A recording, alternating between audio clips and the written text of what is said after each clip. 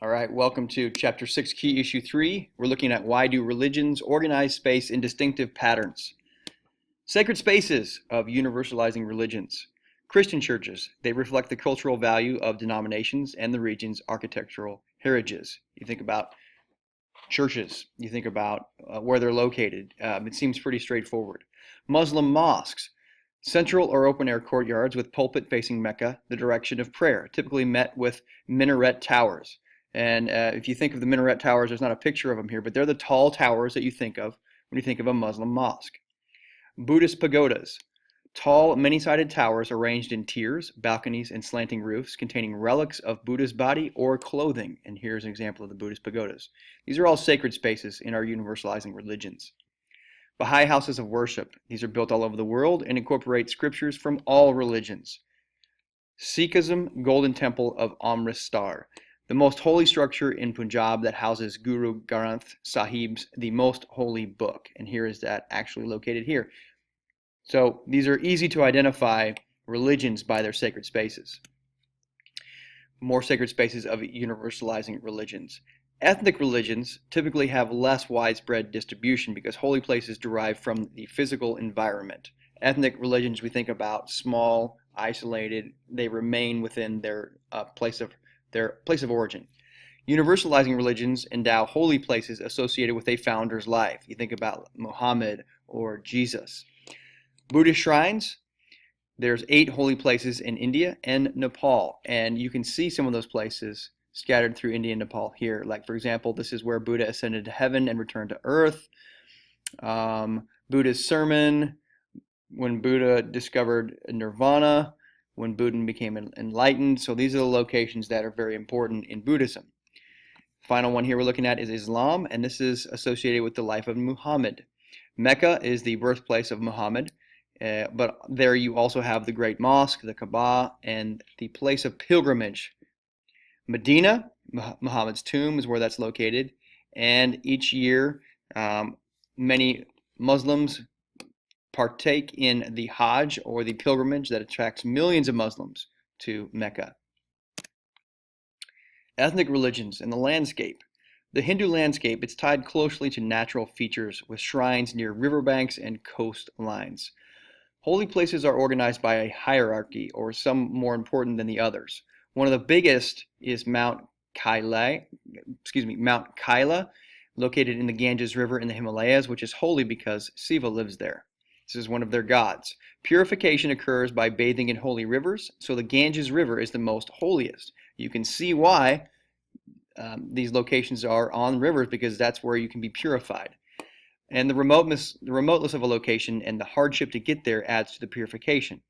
But recent roads and transportation have significantly increased accessibility. So you can imagine back in the day, if you wanted to purify yourself, you might have to travel hundreds of miles by walking in adverse conditions and physical landscape, and that could really enhance your purification. But nowadays, you're like, I took a plane and a taxi, and I got there, so am I purified?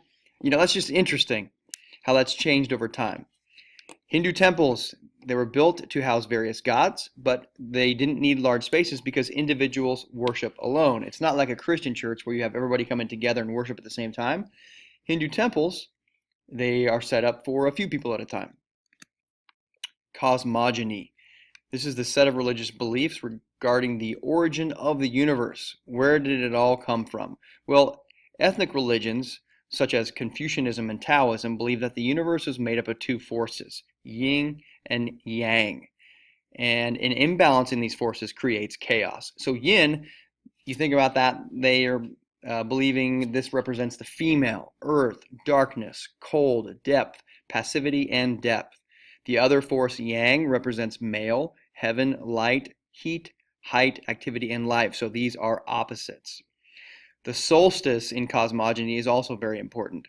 Summer and winter solstice have significance, and some ethnic religions erect monuments to the longest day or longest night of the year. You think about Stonehenge over here. Stonehenge was erected, we're thinking, with regard to the solstice, the longest days of the year, especially during the summer when the sun is shown through the objects of Stonehenge there. Universalizing religions believe that God created the universe, the earth, and humans. So as far as cosmogony, universalizing believes it was created by a all-knowing creator. Ethnic religions believe a lot of the times more in a earth-like force. Disposing of the dead. We look at what's the difference between religions as far as when people die. Burial. Christians, Muslims, and Jews usually bury their dead in a cemetery. Christians used to bury their dead in catacombs when ceremony was illegal because it was illegal to be a Christian, so they would have to hide their dead bodies. After Christianity became legal, they buried their dead around the church. That seems only natural because that's the location where people want to worship. With population growth, they had to find other spaces because as the churchyard became full and the city grew in around the church, they would have to find other areas, such as a grave site outside the city limits. Public health and sanitation considerations led to public management, meaning when things started to happen because of the plague, they had to have public authorities take over disposing of the dead, and they could no longer leave it up to the church members or just family members. Cemeteries in growing cities typically were the only green space because as we had cities explode, if you had an area where people were buried, they didn't necessarily want to build on that, and that was the only green space left. Overpopulation is now leading people to think about being cremated, meaning their body burned up, because then they wouldn't have to bury it. Cremation, this typically happens with the Hindu faith, and they consider it an act of purification.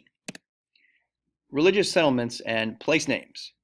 Utopian settlement. This is the ideal community built around a religious way of life where buildings and layout of the city all serve a religious purpose. And the ones we think about, of course, the big one is Salt Lake City in Utah by the Mormons, where they created this entire city, this urban population that they wanted to be perfect, set up all around their religion. But other ones we think about are Bethlehem, Pennsylvania, Oneida, New York, Ephrata, Pennsylvania, and New Harmony, Indiana, all places where people wanted to create religious sameness in a perfect city. Religious place names. People also name their cities for religious reasons. Think about examples like Santa Fe in the United States, San Diego in California, and so many cities in Quebec such as St. Denis, St. Charles, and St. Augustine. Like, look at all of Quebec, it's all saint. Religion played a significant role in place names. The calendar of ethnic religions. Ethnic religious holidays are based on the distinctive physical geography and include celebration of the seasons as critical for agriculture, as opposed to universalizing holidays that relate to events in the life of the founder of a particular place. Specific example, Judaism. They celebrate agricultural holidays to commemorate events in the exodus of the Jews from Egypt. Like we had the Jews in their tradition, they were slaves in Egypt. When they left, this was the Exodus, and that plays a significant role in their calendar.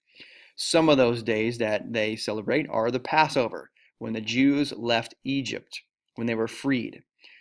Sukkot, the final gathering of fruits. Shavuot, the Feast of Weeks, when Moses received the Ten Commandments from God.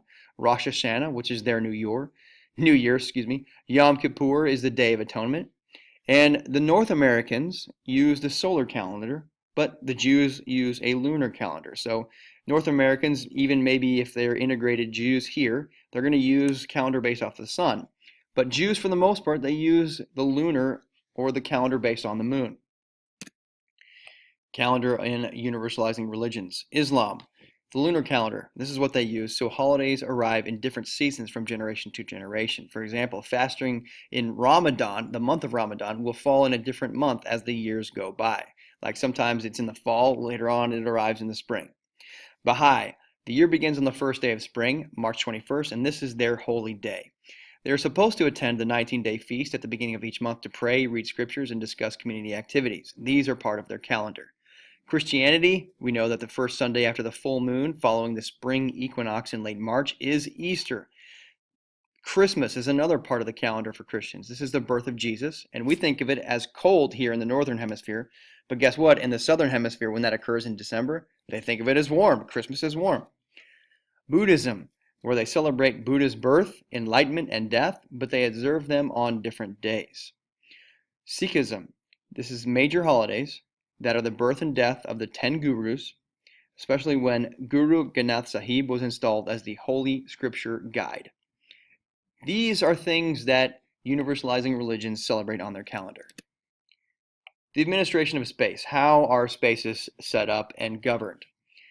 Hierarchical religions have well-defined geographic structure and organize territory into local administrative units. What do we mean? It's all organized, it's all governed. Specifically, we look at the Roman Catholic Church, where you have the Pope who's in charge of it all at the very top. Then down from there, you have the bishops, and down in local parishes, you have the priests. Individual parishes, individual churches or regions, they work with the regionalized authorities, meaning if you're a priest in the Catholic Church, you are reporting to the local bishops. The bishops are reporting to the archbishops, and everyone reports to the Pope up the top. Latter-day Saints, the way they have their hierarchical structure, they have wards or areas, and these wards are aligned by the board and president of the entire organization of the Latter-day Saints. So there's definitely a hierarchy there. That's different from an autonomous religion, autonomous meaning self-sufficient. Islam, they have no official hierarchy, but they remain maintained through communication and migration. So they don't have an official person who's in charge of all of it or a hierarchy. They all just maintain their connection through communication and migration. Protestant denominations, some of them have a hierarchy, but like Episcopalian Church, the Methodists, and the Lutherans, they definitely have a hierarchy, like people who are in a structure of people who are in charge. But others, like the Baptist Church, they have individual congregations who make their own decisions. They decide how they're going to worship and who's going to be their leaders. That's different from the Roman Catholic Church up here in hierarchical religion, because Roman Catholics don't decide who's going to be their priest. Their priest is assigned by people who are higher up in that hierarchy. Autonomous religion, Judaism and Hinduism also have no centralized structure. That's our look at Chapter 6, Key Issue 3.